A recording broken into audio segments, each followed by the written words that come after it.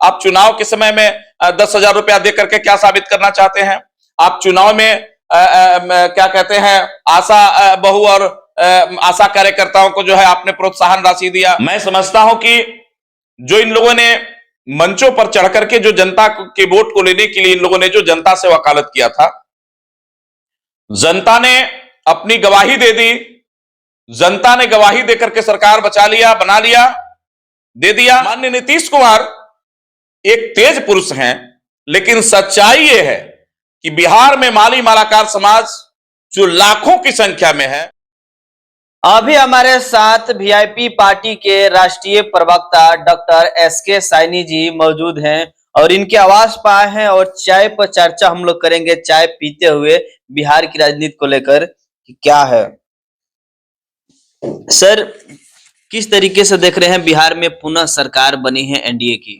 मैं सबसे पहले दूसरी बार बधाई दे दूं माननीय श्री नीतीश कुमार को। सच में यह है कि जब तक माननीय नीतीश कुमार बिहार में हैं,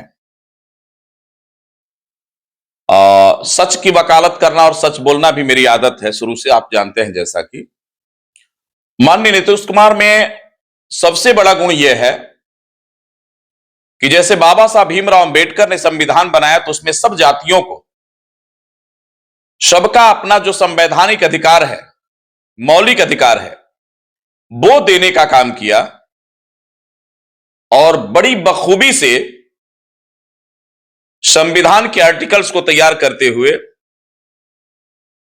उन्होंने गरीब तबके के अधिकारों का तथा जो लोग सुदृढ़ीकरण के व्यवस्था में सबसे पहले सुदृढ़ थे, उन लोगों के लिए जो व्यवस्थाएं देनी चाहिए और गरीबों के लिए, दोनों का समन्वय बना करके बाबा साहब अंबेडकर ने जो संविधान बनाया, वो निश्चित तौर पर अगर कोई भी व्यक्ति जो बुद्धिजीवी है, जिसको संविधान को गाली देने का सनक है, वो निश्चित तौर पर लोकतांत्रिक व्यवस्थाओं में विश्वास नहीं, वो निश्चित तौर पर भारतीय संविधान को गाली देगा और बाबा साहब के लिखे हुए सुंदर से संविधान को वो गाली देगा। लेकिन भारतीय संविधान में जो विश्वास करने वाले और लोकतंत्र में जो विश्वास करने वाले लोग हैं, पूजा करते हैं, उनके लिए सबसे बड़ा अगर ग्रंथ कोई है, सबसे बड़ी चीज अगर कोई, सबसे बड़ा मंदिर इस भारतवर्ष में अगर कहीं है तो वो है दिल्ली में, और हर राज्य में संविधान सभा और लोकसभा। सर, बिहार में जिस तरीके से हम वहीं जा रहे हैं, पत्रकार साहब वहीं जा रहे हैं।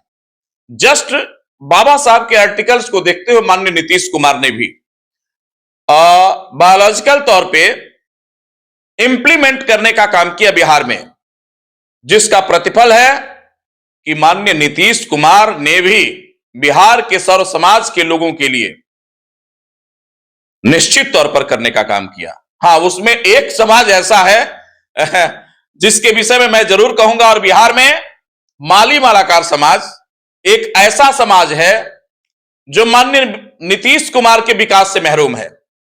महरूम मतलब अलग है, व्यवस्थाएं नहीं पहुंच पाती है। माननीय नीतीश कुमार के मुख्य धारा से उनको नहीं जोड़ा गया, मुख्य धारा से अलग करके इस भारतीय संविधान की जो आर्टिकल है, सबकी भागीदारी सुनिश्चित की गई। माननीय नीतीश कुमार एक तेज पुरुष हैं, लेकिन सच्चाई यह है कि बिहार में माली मालाकार समाज जो लाखों की संख्या में है, आज तक बिहार में माननीय नीतीश कुमार 20 साल के शासनकाल के दौरान सदन में भेजने की जुगत नहीं समझा। यह दुर्भाग्य है। राजनीतिक भागीदारी नहीं मिली उनको, राजनीतिक भागीदारी नहीं मिल पाई। सच्चाई यह है, हमारे बहुत सारे ऐसे माली मालाकार समाज, सैनिक समाज के नेता हैं जो जेडीयू में भी हैं, हम भी कभी थे, लेकिन माननीय नीतीश कुमार को इस विषय पे गंभीरता से विचार करनी चाहिए। आपने कहा, मैं इस बात को पुरजोर वकालत करता हूं कि जैसे संविधान में बाबा साहब ने अधिकार दिया, उसी तरह से सर्व समाज के लिए माननीय नीतीश कुमार जी ने भी बिहार में सबकी भलाई की बात की है। हम दुखित हैं, मेरी बात छोड़ दीजिए, मेरा समाज दुखित है, बात छोड़ दीजिए, कभी ना कभी माली मालाकार समाज के ऊपर भी अगर माननीय नीतीश कुमार की नजरें इनायत हुई तो निश्चित तौर पर हमारे भी लोग जो है सदन में जाने का मैं उम्मीद रखता हूं कि आज नहीं तो कल निश्चित रूप से माननीय नीतीश कुमार जी इस बात को करेंगे। सर, एनडीए में बिहार के जिस तरीके से प्रचंड बहुमत से जीत हुई है, तो ये जीत का सबसे बड़ा कारण क्या रहा है? देखिए, इस जीत का सबसे बड़ा कारण आपको मैं बता दूं, माननीय नीतीश कुमार जी सरीखे एनडीए के लोगों ने जो मां बहनों के लिए 10,000 रुपए का जो योजना इन लोगों ने चलाया, और उस 10,000 रुपए के बाद भी जो लोगों में विश्वास पैदा किया, लोगों को दूसरे पर विश्वास नहीं, इतना मैं जरूर कहूंगा, माननीय नीतीश कुमार की कथनी और करनी में अंतर नहीं है, ये करते हैं, ये निश्चित तौर पर। तो क्या माना जा सकता है कि 10,000 रुपये पे वोट खरीदा गया है? अब ये पत्रकार साहब ये बात हमसे क्यों पूछ रहे हैं? ये 10,000 रुपया इससे पहले भी तो दिया जा सकता था, या महिलाओं को अगर सबल ही बनाना था तो इससे पहले आप चुनाव के समय में, तो ये तो प्रश्न चिन्ह उठता है, आप चुनाव के समय में 10,000 रुपया दे करके क्या साबित करना चाहते हैं? आप चुनाव में क्या कहते हैं, आशा बहू और आशा कार्यकर्ताओं को जो है आपने प्रोत्साहन राशि दिया, ये क्या साबित करता है? आपने जो है क्या कहते हैं, छात्राएं जो है, इन लोगों के लिए, ये बहुत सारा विषय है। लेकिन माननीय नीतीश कुमार ने जो भी किया, मैं समझता हूं कि ये प्रचंड बहुमत और जनादेश निश्चित तौर पर मैं इसको स्वीकार करता हूं। और इस स्वीकारोक्ति में मैं एक बात जरूर कहना चाहूंगा कि जो नीतीश कुमार जी जो भारत में व्यवस्था, ये बिहार में जो व्यवस्था कर रहे हैं, और भारत में व्यवस्था श्री मोदी जी कर रहे हैं, इन लोगों को इस बात को निश्चित तौर पर सोचना चाहिए। आज के डेट में बिहार बेरोजगारी के आलम में कराह रहा है। 20 सालों के शासनकाल के दौरान कल कारखाने भी लगने चाहिए, यहां के लोग जो पलायन कर रहे हैं। खैर, माननीय नीतीश कुमार सरीखे श्री अमित शाह जी ने भी जो, मैं समझता हूं कि जो इन लोगों ने मंचों पर चढ़ करके जो जनता के वोट को लेने के लिए इन लोगों ने जो जनता से वकालत किया था, जनता ने अपनी गवाही दे दी, जनता ने गवाही देकर के सरकार बचा लिया, बना लिया, दे दिया। इन लोगों का सरकार बनवाने में, इन लोगों की सरकार को बनवाने में जनता का जो अपना योगदान रहा, अब जनता का रहा कि टेक्निकल तरीके से मशीनों का रहा, या अगर मशीनों की बात मैं नहीं कहूंगा, क्योंकि किसी भी तरह की बात जो है, यहां के जो तंत्र हैं, निश्चित रूप से जैसे आप मीडिया कर्मी हैं तो आप स्तंभ हैं, तो ये आपकी भी जिम्मेदारी पत्रकार साहब निश्चित तौर पर बनती है, कितना प्रचंड बहुमत आया तो कहां से आया, और सच की वक्त बात करें। निश्चित तौर पर मैं जानता हूं इंडिया महागठबंधन की जिस तरीके से हार हुई है, तो हार का सबसे बड़ा कारण क्या रहा? 10,000 रुपया। हम इस बात को जरूर स्वीकार करेंगे। इंडिया महागठबंधन की कहां कमी रही कि लोगों ने उनको हमारे बीच भी टिकट बंटवारे को लेकर के समन्वय का अभाव रहा। निश्चित तौर पर हमारे भी लोग, पत्रकार साहब आपको बता दूं कि हम गठबंधन में पूरी तरह से जो है गठबंधन का पूर्णतः अनुपालन करने का काम किया, और मुकेश सहनी की ईमानदारी पूरे बिहार में निश्चित तौर पर इस बात को जरूर जान लिया जाए कि त्यागवीर अगर कोई है तो श्री मुकेश सहनी के अलावा इस बिहार की राजनीति में आज के डेट में जो पिछड़ों की, अति पिछड़ों की, दलितों की, अति दलितों की, और स्पेशली तौर पर निषाद समाज की वकालत करने वाला अगर कोई नेता सूर्य की तरह अगर उदय को हुआ तो वो है माननीय श्री मुकेश सहनी जी। और मुकेश सहनी जी तथा राहुल जी ने भी एकदम समय पर समन्वय बना करके जो है गठबंधन का साथ देने का काम किया। लेकिन गठबंधन के जो मुख्य नेता हैं, कहीं ना कहीं हम सारे लोगों के बीच में गड़बड़ियां आई, जिसका प्रतिफल है जनता दिग्भ्रमित हो गई, और इन लोगों ने उसी भ्रम को फायदा उठाया, भुना लिया, और लोगों को लालच देकर के लोगों ने लोगों का वोट ले लिया, और जो वादा किया, अब तो देखिए जो भी हुआ हो गया। मैं माननीय नीतीश कुमार से मैं सर अब सवाल मेरा सुन लीजिए। 20 वर्षों से जो सत्ता में है, जो मुख्यमंत्री हैं, तो उनके खिलाफ वोट ना करके विपक्ष के खिलाफ वोट दिया गया है बिहार में। तो इसका मतलब क्या हो सकता है कि जो 20 वर्षों से सरकार है, जनता उनके खिलाफ वोट देगी कि जो विपक्ष में बैठे हैं उनके खिलाफ देगी? देखिए, हमारा भी जो वोट बैंक महागठबंधन का है, श्री तेजस्वी यादव को मुख्यमंत्री बनाने के जो सपने देखे गए थे, बिहार की जनता ने देखा है, हमारे वोट में भी बढ़ोतरी हुई है। निश्चित तौर पर हम कहीं से कोई कम नहीं है। लेकिन अब रही बात कि जनता को बीच में हम रास्ता पकड़ करके जा रहे हैं, बीच में दिग्भ्रमित करके जो है, और आप रूट चेंज कर दे तो बात अलग है। आज भी बिहार रोजगार को लेकर के काफी चिंतित है। बिहार शिक्षा को लेकर के काफी चिंतित है। बिहार कल कारखानों को यहां लगाने का व्यवस्था को लेकर के चिंतित है बिहार का लोग। निश्चित तौर पर मैं समझता हूं कि श्री अमित शाह जी इस बार जुमलाबाजी का प्रयोग नहीं करेंगे शब्दों का। श्री मोदी ने भी जो वादा किया था, और उन्होंने कभी कहा था बिहार के चीनी मिलों के विषय में कि हम बिहार की चीनी मिलों को तब तक हम यहां नहीं आएंगे जब तक यहां की चीनी मिल को स्टार्ट करके यहां की चीनी से चाय नहीं पिए। तो ये सब चीजें हैं। और मैं बिहार के जो मंत्रालय जो भी लोगों को मिलेगा, मैं अक्षरशः माननीय मंत्री नवनियुक्त मंत्री से अपील करूंगा कि बिहार का इंफ्रास्ट्रक्चर से लेकर के युवाओं को रोजगार तक का जो सफर है, आप लोगों ने जो वादा किया है, निश्चित तौर पर आप लोगों को पूरा करना चाहिए। एक चर्चा का विषय बना हुआ है कि 27 मंत्रियों में से एक उपेंद्र कुशवाहा जी के पुत्र हैं दीपक प्रकाश, उनको डायरेक्ट मंत्री पद का शपथ ग्रहण करा दिया गया है, और तब से बिहार में काफी चर्चा का विषय बना हुआ है। आप इस बात को क्यों कहलवाना चाहते हैं? जिसकी लाठी उसकी भैंस। आज के डेट में बिहार में श्री मोदी जी ने भी कहा था, और बार बार मंचों से चिल्लाते रहते हैं परिवारवाद को लेकर के। इधर आप परिवारवाद की पराकाष्ठा चरम सीमा पर आप जो है उसको पार करते हैं, और आप परिवारवाद की बात करते हैं। तो यहां पे बात तो खटकती है, समझ में नहीं आ रही है। और माननीय उपेंद्र कुशवाहा जी ने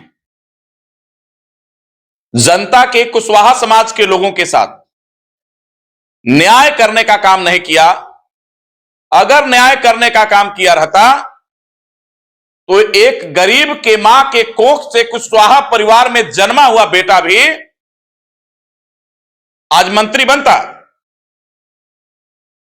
वो अलग विषय है कि माननीय नीतीश कुमार ने अच्छा खासा कुशवाहा समाज के लोगों को जो है टिकट दिया, क्योंकि माननीय नीतीश कुमार के अंदर चेतना है, माननीय नीतीश कुमार के अंदर समर्पण है, माननीय नीतीश कुमार के अंदर एक विजन है। लेकिन अगर उपेंद्र कुशवाहा जैसे भाई नेता इस लोकतंत्र के सजग प्रहरियों में अपने आप को कहते हैं, तो बिहार में कुशवाहा का एक गरीब कुशवाहा का बेटा भी टिकट लेकर के और सदन का मेंबर इनकी पार्टी से बन सकता था, मंत्री बन सकता था।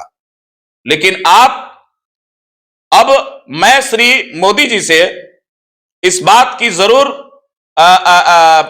अपील करूंगा कि आप जो भाषणबाजी कर रहे थे मंचों पर बैठ के परिवारवाद को लेकर के, यह साक्षात उदाहरण है। मैं भी कोयरी समाज से हूं, मैं भी माली समाज से हूं। माली और कोयरी, आपको इस बात की जानकारी नहीं, इतिहास है कि हम एक खून है, हम एक ब्लड हैं। सैनी, साक्य, मौर्य, कुशवाहा, माली, हम एक खून है, एक ब्लड हैं। लेकिन माननीय उपेंद्र कुशवाहा जी ने एक बार भी कम से कम अपने समाज में, सैनी समाज भी है, एक बार भी उन्होंने नहीं कहा, या बहुत सारे पार्टी में उनके जो है कोयरी समाज के लोग, कुशवाहा समाज के लोग हैं। हम लोगों ने जो कुर्बानियां दी है, हमारे सम्राट ने जो कुर्बानियां दी है, हमारे महात्मा ज्योतिबा फुले ने जो कुर्बानियां दी है, ये लोग उपज तो हुए, लेकिन परिवारवाद की पराकाष्ठा को पार कर गए। ये सामाजिक व्यवस्थाओं में निश्चित तौर पर यह बेईमानी कही जाएगी। मैं नाराज नहीं हूं, मैं नाराज इस बात से नहीं हूं कि उपेंद्र जी ने अपने बेटे को शपथ दिलाया।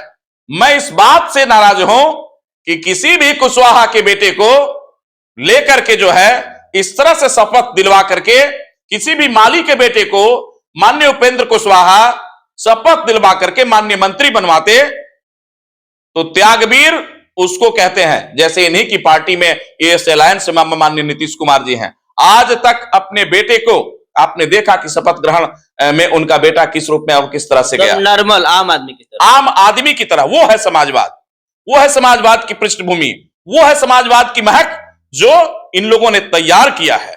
और ये पुरोधा सदियों सदियों तक माननीय नीतीश कुमार हैं आज, लेकिन सदियों सदियों तक जैसे कर्पूरी के सपनों का बिहार बनाने का हम सारे लोग सपना देख रहे हैं, उसमें कुछ न कुछ इंप्लीमेंट करने का काम किया। सर जैसे ही उनके पुत्र दीपक प्रकाश जी शपथ ग्रहण करके निकले तो पत्रकारों ने उनसे सवाल किया कि आपको क्यों बनाया गया मंत्री, तो उनका सीधा जवाब था कि ये बात हमारे पिताजी से पूछिएगा, हमारे पिताजी अच्छे से बताएंगे। हालांकि वो ये भी बताए कि मेरी योग्यता को देखते हुए मंत्री बनाया गया। फिर पत्रकार जब उपेंद्र कुशवाहा जी से पूछे कि आप अपने पुत्र को मंत्री क्यों बनाए, तो वो बोले कि वो एजुकेटेड हैं, उनकी काफी क्वालिफिकेशन बढ़िया है, वो योग्य है, इसलिए उनको बनाया गया।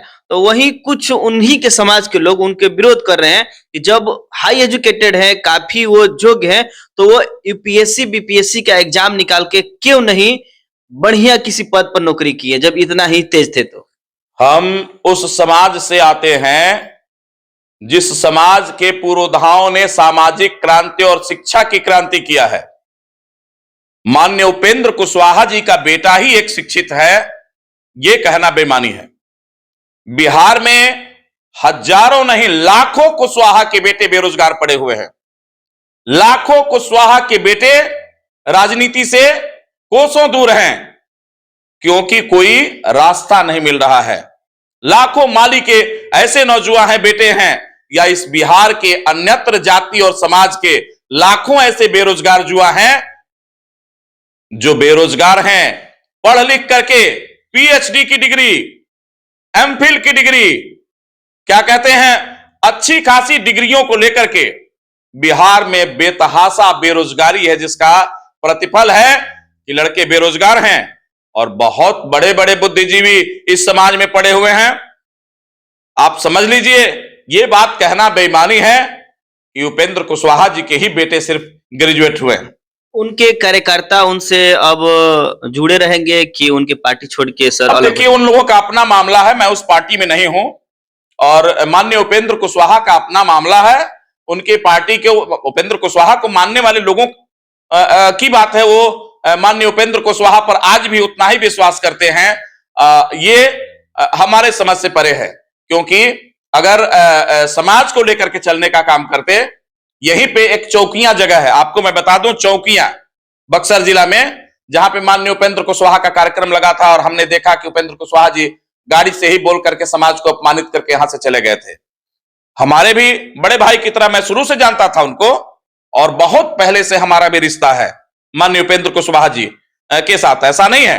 लेकिन माननीय उपेंद्र कुशवाहा जी ने ये त्यागवीर नहीं है, इतना जरूर जान लीजिए कि हमारे महात्मा ज्योतिबा फूले का, जिन्होंने सपना देखा था, सर्व समाज के लिए क्रांति किया था, शिक्षा की क्रांति किया था, सामाजिक क्रांति किया था, और यह बताने का काम किया था कि महात्मा ज्योतिबा फूले सर्व समाज के लिए स्पेशली तौर पर जो निरीह है सबके लिए सदन में भेजना, आज उनकी आप उपज है। किसी और गैर क्या कहते हैं बाप के बेटे को आप अगर भेजते तो निश्चित रूप से आप बिहार के काबिल पुरुष और एक मजे हुए राजनेता कहलाते। लेकिन सबको भाई मैं क्या कहूं, उस पर मैं बहुत ज्यादा टिप्पणी नहीं करना चाहता। तो ये थे हमारे साथ डॉक्टर एसके साइनी जी, वीआईपी पार्टी के राष्ट्रीय प्रवक्ता। इनका प्रतिक्रिया कैसा लगा आप लोग कमेंट में जरूर बताइएगा। मिलते हैं फिर अगले वीडियो में। जय हिंद, जय भारत, जय संविधान।